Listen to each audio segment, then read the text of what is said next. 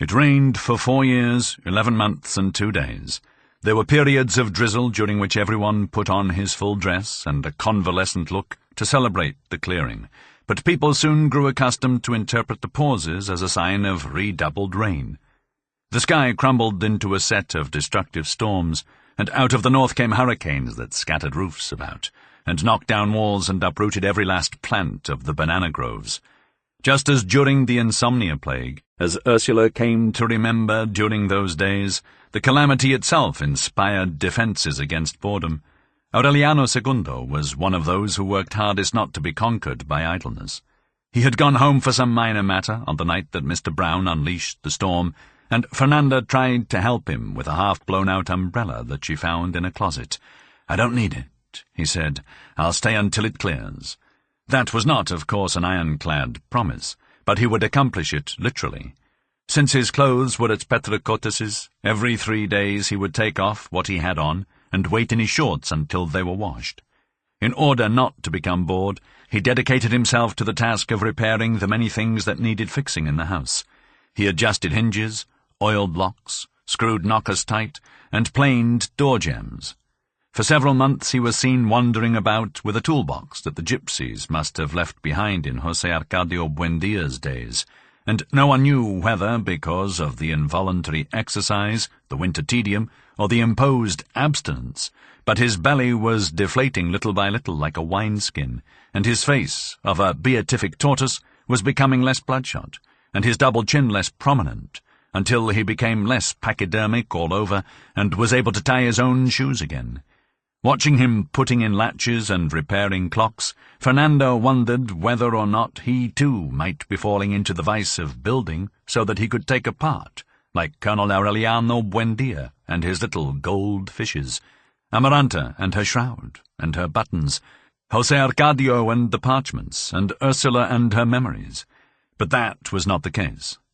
The worst part was that the rain was affecting everything, and the driest of machines would have flowers popping out among their gears if they were not oiled every 3 days, and the threads in brocades rusted, and wet clothing would break out in a rash of saffron-coloured moss. The air was so damp that fish could have come in through the doors and swum out the windows, floating through the atmosphere in the rooms. One morning Ursula woke up feeling that she was reaching her end in a placid swoon, and she had already asked them to take her to Father Antonio Isabel, even if it had to be on a stretcher, when Santa Sofia de la Piedad discovered that her back was paved with leeches. She took them off one by one, crushing them with a firebrand before they bled her to death. It was necessary to dig canals to get the water out of the house and rid it of the frogs and snails, so that they could dry the floors and take the bricks from under the bedposts and walk in shoes once more. Occupied with the many small details that called for his attention, Aureliano Segundo did not realize that he was getting old, until one afternoon when he found himself contemplating the premature dusk from a rocking-chair and thinking about Petricotes without quivering.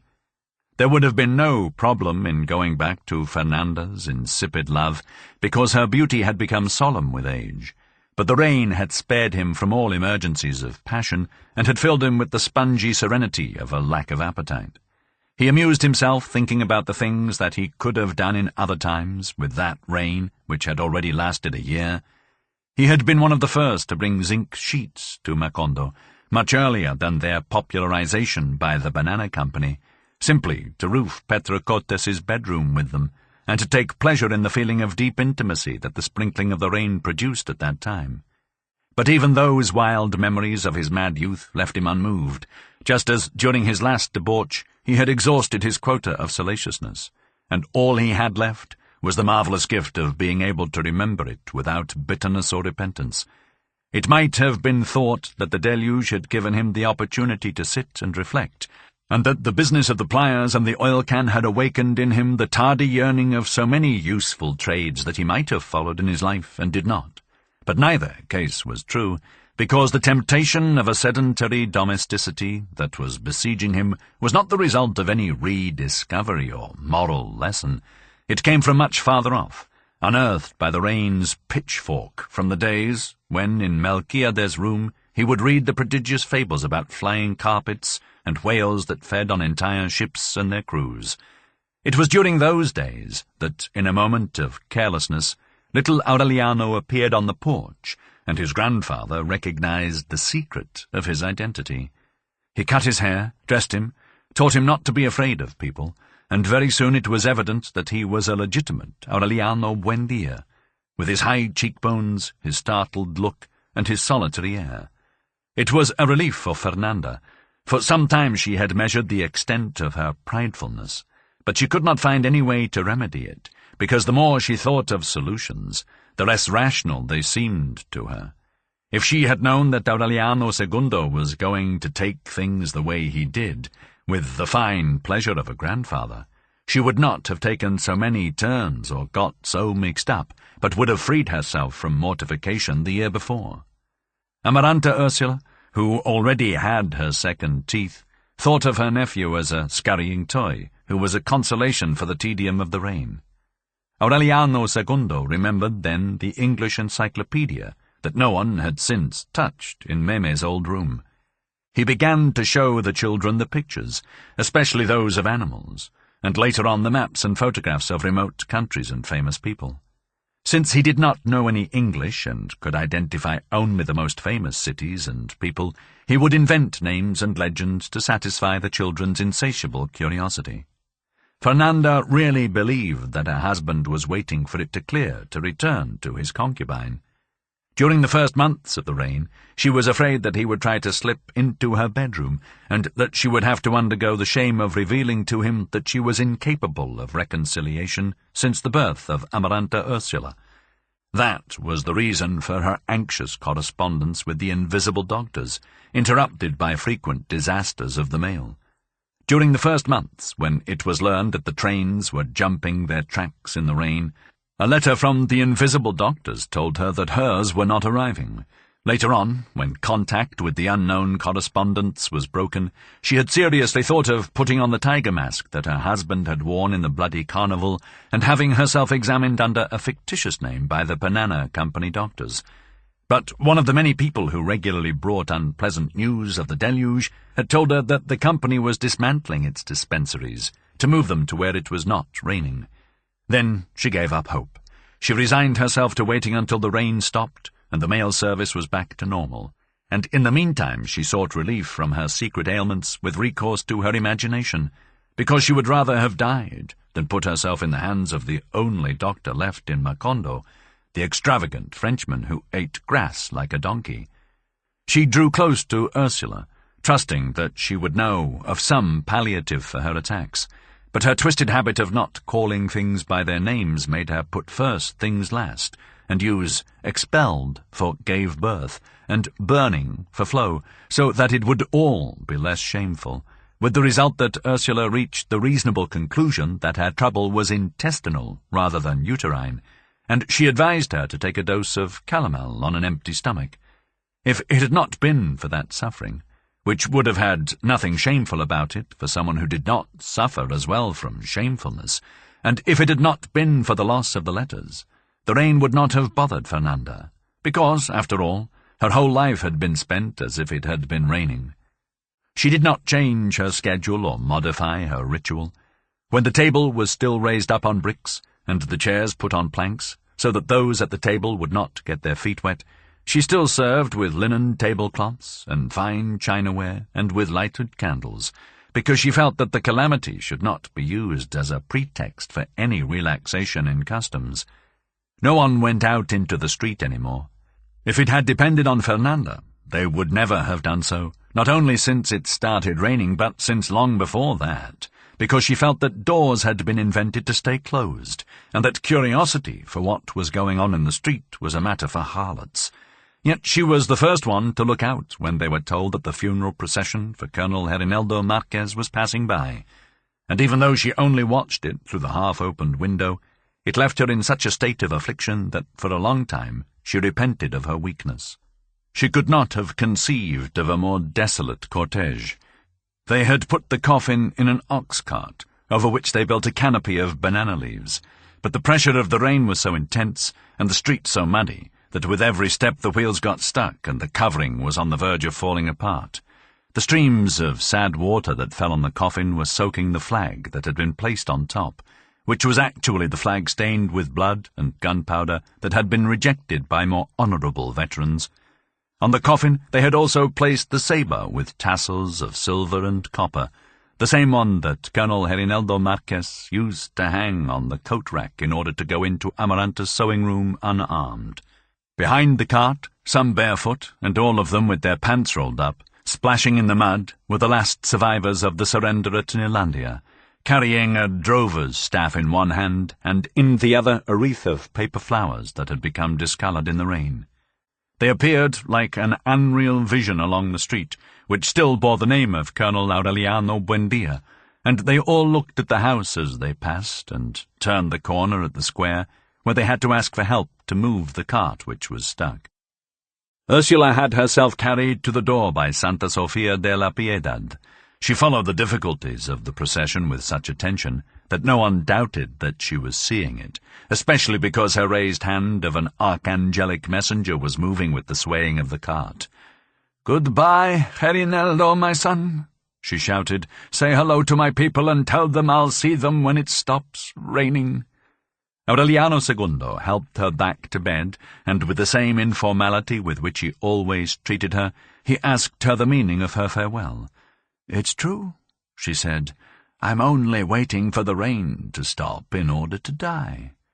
The condition of the streets alarmed Aureliano Segundo. He finally became worried about the state of his animals, and he threw an oilcloth over his head and went to Petra Cotes's house. He found her in the courtyard, in the water up to her waist, trying to float the corpse of a horse. Aureliano Segundo helped her with a lever, and the enormous swollen body gave a turn like a bell, and was dragged away by the torrent of liquid mud. Since the rain began, all that Petra Cotes had done was to clear her courtyard of dead animals. During the first weeks, she sent messages to Aureliano Segundo for him to take urgent measures, and he had answered that there was no rush, that the situation was not alarming, that there would be plenty of time to think about something when it cleared.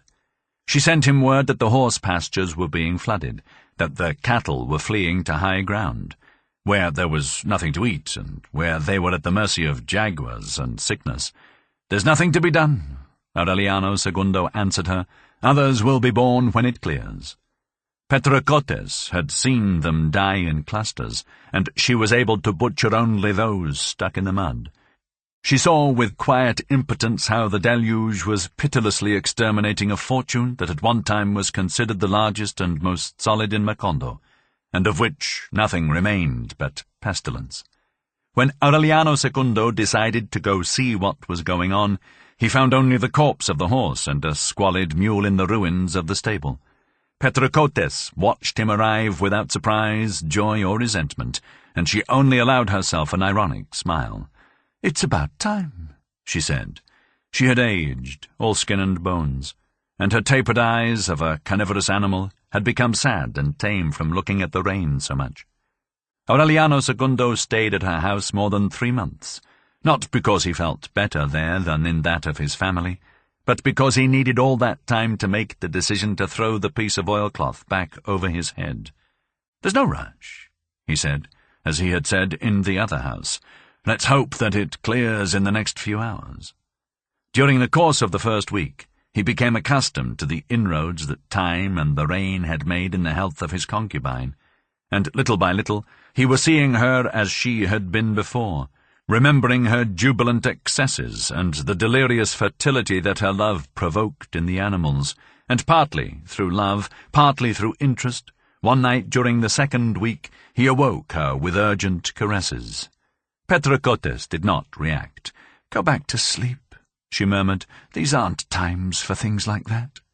Aureliano Segundo saw himself in the mirrors on the ceiling, saw Petra Cotes's spinal column like a row of spools strung together along a cluster of withered nerves, and he saw that she was right, not because of the times, but because of themselves, who were no longer up to those things. Aureliano Segundo returned home with his trunks, convinced that not only Úrsula but all the inhabitants of Macondo were waiting for it to clear in order to die. He had seen them, as he passed by, sitting in their parlours with an absorbed look and folded arms, feeling unbroken time pass, relentless time, because it was useless to divide it into months and years, and the days into hours, when one could do nothing but contemplate the rain. The children greeted Aureliano Segundo with excitement, because he was playing the asthmatic accordion for them again.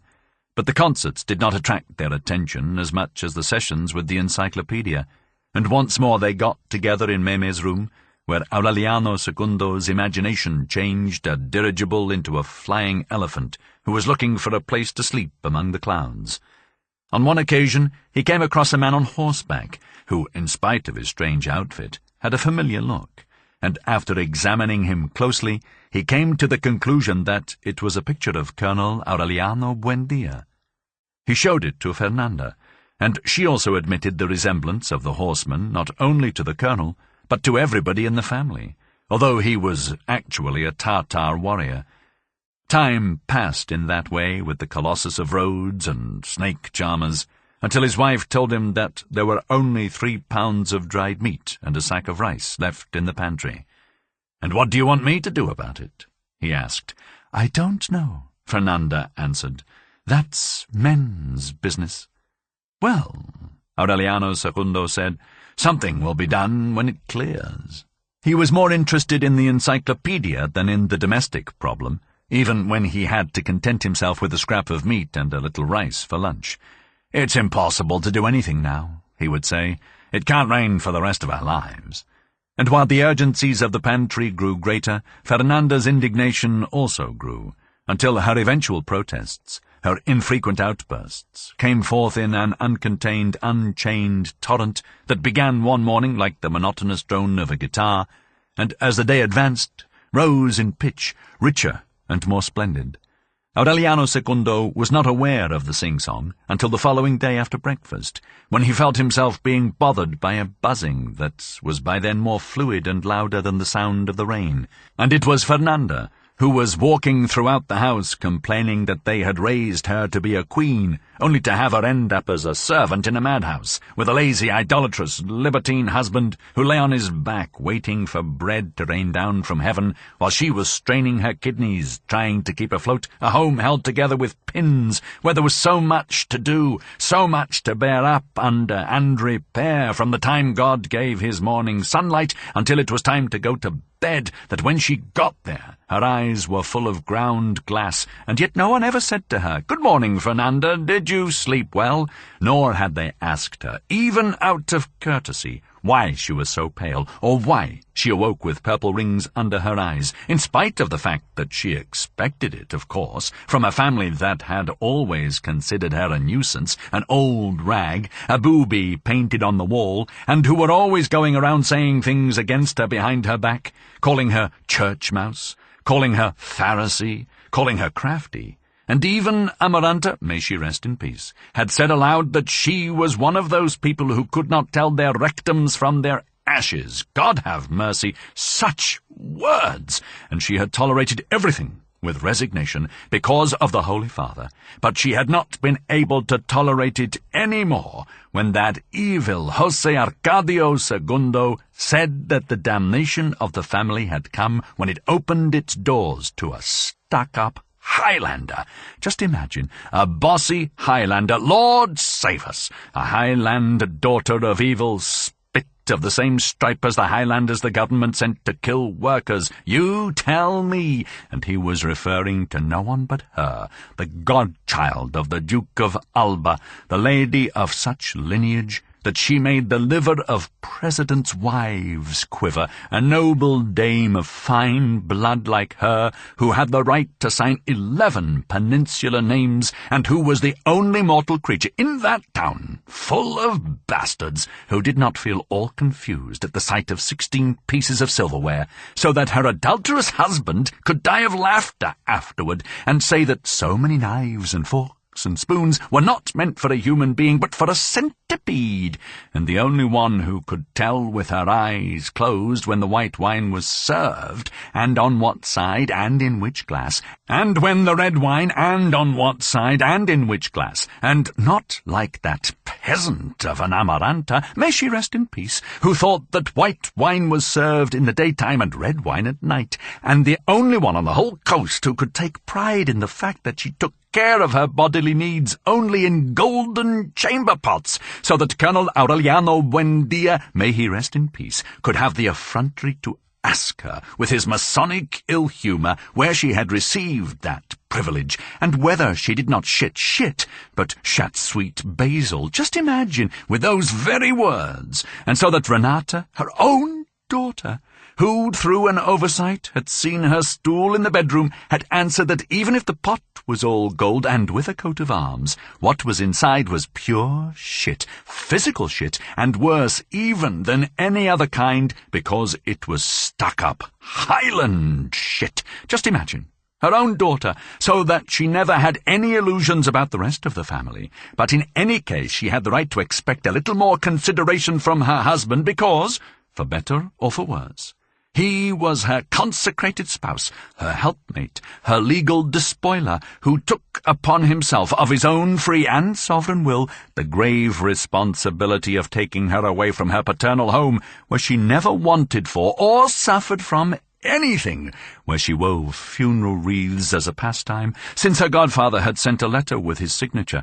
and the stamp of his ring on the sealing wax, simply to say that the hands of his goddaughter were not meant for tasks of this world except to play the clavichord, and nevertheless her insane husband had taken her from her home with all manner of admonitions and warnings, and had brought her to that frying pan of hell, where a person could not breathe because of the heat, and before she had completed her Pentecostal fast, he had gone off with his wandering trunks and his wastrels accordion to loaf in adultery with a wretch of whom it was only enough to see her behind. Well, that's been said, to see her wiggle her mare's behind in order to guess that she was just the opposite of her, who was a lady in a palace or a pigsty, at the table or in bed, a lady of breeding, God-fearing, obeying his laws and submissive to his wishes, and with whom he could not perform, naturally, the acrobatics and trampish antics that he did with the other one, who, of course, was ready for anything, like the French matrons, and even worse, if one considers, well, because they at least had the honesty to put a red light at their door, swinishness like that, just imagine, and that was all that was needed by the only and beloved daughter of Doña Renata Argote and Don Fernando del Carpio, and especially the latter, an upright man, a fine Christian, a knight of the Order of the Holy Sepulchre, those who receive direct from God the privilege of remaining intact in their graves, with their skins smooth like the cheeks of a bride, and their eyes alive and clear like emeralds. That's not true. Aureliano Segundo interrupted her. He was already beginning to smell when they brought him here. He had the patience to listen to her for a whole day, until he caught her in a slip. Fernanda did not pay him any mind, but she lowered her voice. That night at dinner the exasperating buzzing of the sing-song had conquered the sound of the rain. Aureliano Segundo ate very little, with his head down, and he went to his room early. At breakfast on the following day Fernando was trembling, with a look of not having slept well, and she seemed completely exhausted by her rancour.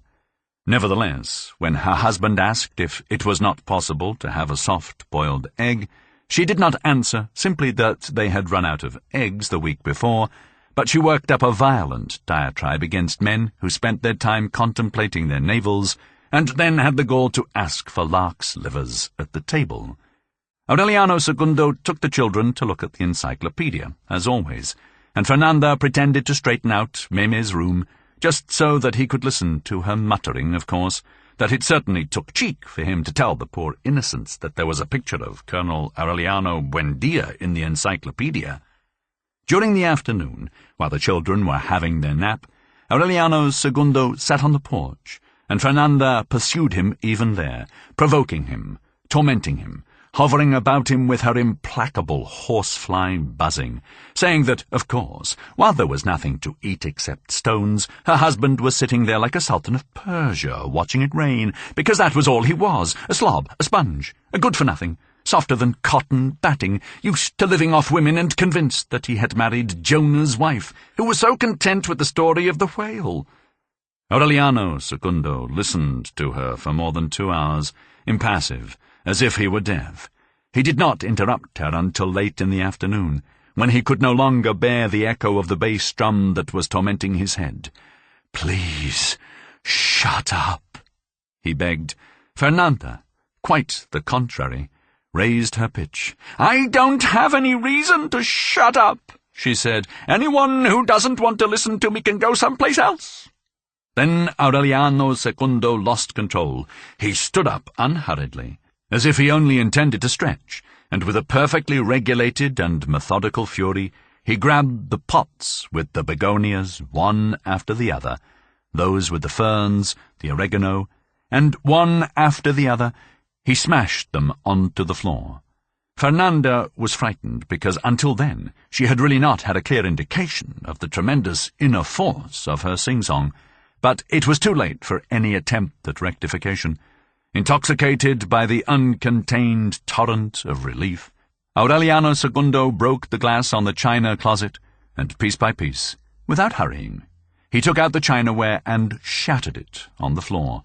systematically, serenely, in the same parsimonious way in which he had papered the house with banknotes. He then set about smashing the bohemian crystalware against the walls, the hand-painted vases, the pictures of maidens in flower-laden boats, the mirrors in their gilded frames, everything that was breakable, from parlour to pantry. And he finished with the large earthen jar in the kitchen,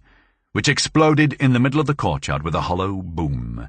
Then he washed his hands, threw the oilcloth over himself, and before midnight he returned with a few strings of dried meat, several bags of rice, corn with weevils, and some emaciated bunches of bananas. From then on there was no more lack of food. Amaranta, Úrsula, and little Aureliano would remember the rains as a happy time. In spite of Fernanda's strictness, they would splash in the puddles in the courtyard, catch lizards and dissect them, and pretend that they were poisoning the soup with dust from butterfly wings, when Santa Sofia de la Piedad was not looking. Ursula was their most amusing plaything. They looked upon her as a big, broken-down doll that they carried back and forth from one corner to another, wrapped in coloured cloth, and with her face painted with soot and anato, and once they were on the point of plucking out her eyes with the pruning shears, as they had done with the frogs. Nothing gave them as much excitement as the wanderings of her mind. Something, indeed, must have happened to her mind during the 3rd year of the reign, for she was gradually losing her sense of reality, and confusing present time with remote periods in her life, to the point where, on one occasion, she spent 3 days weeping deeply over the death of Petronila Iguaran, her great-grandmother, buried for over a century. She sank into such an insane state of confusion that she thought little Aureliano was her son, the colonel, during the time he was taken to see ice, and that the José Arcadio, who was at that time in the seminary, was her firstborn, who had gone off with the gypsies. She spoke so much about the family that the children learned to make up imaginary visits with beings who had not only been dead for a long time, but who had existed at different times. Sitting on the bed, her hair covered with ashes and her face wrapped in a red kerchief, Ursula was happy in the midst of the unreal relatives, whom the children described in all detail, as if they had really known them. Ursula would converse with her forebears about events that took place before her own existence, enjoying the news they gave her, and she would weep with them over deaths that were much more recent than the guests themselves. The children did not take long to notice that, in the course of those ghostly visits, Ursula would always ask a question, destined to establish the one who had brought a life-size plaster St. Joseph to the house, to be kept until the rain stopped. It was in that way that Aureliano Segundo remembered the fortune buried in some place that only Ursula knew. But the questions and astute manoeuvring that occurred to him were of no use, because in the labyrinth of her madness she seemed to preserve enough of a margin of lucidity to keep the secret which she would reveal only to the one who could prove that he was the real owner of the buried gold. She was so skilful and strict that when Aureliano Segundo instructed one of his carousing companions to pass himself off as the owner of the fortune, She got him all caught up in a minute interrogation sown with subtle traps. Convinced that Ursula would carry the secret to her grave, Aureliano Segundo hired a crew of diggers, under the pretext that they were making some drainage canals in the courtyard and the backyard, and he himself took soundings in the earth with iron bars and all manner of metal detectors, without finding anything that resembled gold in 3 months of exhaustive exploration. Later on he went to Pilar Tenera, with the hope that the cards would see more than the diggers, but she began by explaining that any attempt would be useless, unless Ursula cut the cards. On the other hand, she confirmed the existence of the treasure with the precision of its consisting of 7,214 coins, buried in 3 canvas sacks, reinforced with copper wire, within a circle with a radius of 388 feet, with Ursula's bed as the centre, but she warned that it would not be found until it stopped raining, and the suns of 3 consecutive Junes had changed the piles of mud into dust. The profusion and meticulous vagueness of the information seemed to Aureliano Segundo so similar to the tales of spiritualists that he kept on with his enterprise in spite of the fact that they were in August, and they would have to wait at least 3 years in order to satisfy the conditions of the prediction. The first thing that startled him, even though it increased his confusion at the same time, was the fact that it was precisely 388 feet from Ursula's bed to the backyard wall. Fernanda feared that he was as crazy as his twin brother when she saw him taking the measurements, and even more when he told the digging crew to make the ditches 3 feet deeper. Overcome by an exploratory delirium, comparable only to that of his great-grandfather when he was searching for the root of inventions, Aureliano Segundo lost the last layers of fat that he had left, and the old resemblance to his twin brother was becoming accentuated again, not only because of his slim figure, but also because of the distant air and the withdrawn attitude. He no longer bothered with the children. He ate at odd hours, muddied from head to toe, and he did so in a corner of the kitchen, barely answering the occasional questions asked by Santa Sofia de la Piedad. Seeing him work that way, as she had never dreamed him capable of doing, Fernanda thought that his stubbornness was diligence, his greed abnegation, and his thick-headedness perseverance, and her insides tightened with remorse over the virulence with which she had attacked his idleness. But Aureliano Segundo was in no mood for merciful reconciliations at that time. Sunk up to his neck in a morass of dead branches and rotting flowers, he flung the dirt of the garden all about, after having finished with the courtyard and the backyard, and he excavated so deeply under the foundations of the east wing of the house that one night they woke up in terror at what seemed to be an earthquake, as much because of the trembling as the fearful underground creaking. 3 of the rooms were collapsing, and a frightening crack had opened up from the porch to Fernanda's room.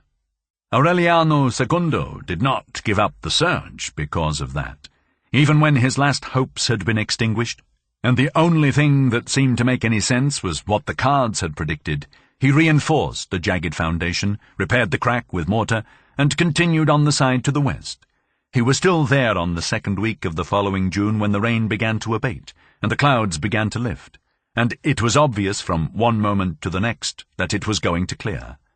That was what happened. One Friday at 2 in the afternoon, the world lighted up with a crazy crimson sun as harsh as brick dust and almost as cool as water, and it did not rain again for 10 years. Macondo was in ruins. In the swampy streets there were the remains of furniture, animal skeletons covered with red lilies, the last memories of the hordes of newcomers who had fled Macondo as wildly as they had arrived. The houses that had been built with such haste during the banana fever had been abandoned. The banana company tore down its installations. All that remained of the former wired-in city were the ruins. The wooden houses, the cool terraces for breezy card-playing afternoons, seemed to have been blown away in an anticipation of the prophetic wind that years later would wipe Macondo off the face of the earth. The only human trace left by that voracious blast was a glove belonging to Patricia Brown in an automobile smothered in wild pansies. The enchanted region explored by José Arcadio Buendía in the days of the founding, where later on the banana plantations flourished, was a bog of rotting roots, on the horizon of which one could manage to see the silent foam of the sea. Aureliano Segundo went through a crisis of affliction on the first Sunday that he put on dry clothes and went out to renew his acquaintance with the town. The survivors of the catastrophe, the same ones who had been living in Macondo before it had been struck by the Banana Company hurricane, were sitting in the middle of the street, enjoying their first sunshine. They still had the green of the algae on their skin and the musty smell of a corner that had been stamped on them by the rain, but in their hearts they seemed happy to have recovered the town in which they had been born. The Street of the Turks was again what it had been earlier, in the days when the Arabs, with slippers and rings in their ears, were going about the world, swapping knick-knacks for macaws, and had found in Macondo a good bend in the road, where they could find respite from their age-old lot as wanderers. Having crossed through to the other side of the rain, the merchandise in the booths was falling apart. The cloths spread over the doors were splotched with mould, the counters undermined by termites, the walls eaten away by dampness, but the Arabs of the third generation were sitting in the same place, and in the same position as their fathers and grandfathers, taciturn, dauntless, invulnerable to time and disaster, as alive or as dead as they had been after the insomnia plague and Colonel Aureliano Buendia's 32 wars. Their strength of spirit, in the face of the ruins of the gaming tables, the fritter stands, the shooting galleries, and the alley where they interpreted dreams and predicted the future, made Aureliano Segundo ask them, with his usual informality, what mysterious resources they had relied upon, so as not to have gone awash in the storm, what the devil they had done, so as not to drown, and one after the other, from door to door, they returned a crafty smile and a dreamy look, and without any previous consultation, they all gave the same answer: swimming. Petracotes was perhaps the only native who had an Arab heart. She had seen the final destruction of her stables, her barns dragged off by the storm, but she had managed to keep her house standing. During the second year she had sent pressing messages to Aureliano Segundo, and he had answered that he did not know when he would go back to her house, but that in any case he would bring along a box of gold coins to pave the bedroom floor with. At that time she had dug deep into her heart, searching for the strength that would allow her to survive the misfortune, and she had discovered a reflective and just rage with which she had sworn to restore the fortune squandered by her lover and then wiped out by the deluge. It was such an unbreakable decision that Aureliano Segundo went back to her house 8 months after the last message and found her green, dishevelled, with sunken eyelids and skin spangled with mange, but she was writing out numbers on small pieces of paper to make a raffle. Aureliano Segundo was astonished, and he was so dirty and so solemn that Petracotes almost believed that the one who had come to see her was not the lover of all her life, but his twin brother. "You're crazy," he told her, "unless you plan to raffle off bones." Then she told him to look in the bedroom, and Aureliano Segundo saw the mule. Its skin was clinging to its bones like that of its mistress, but it was just as alive and resolute as she.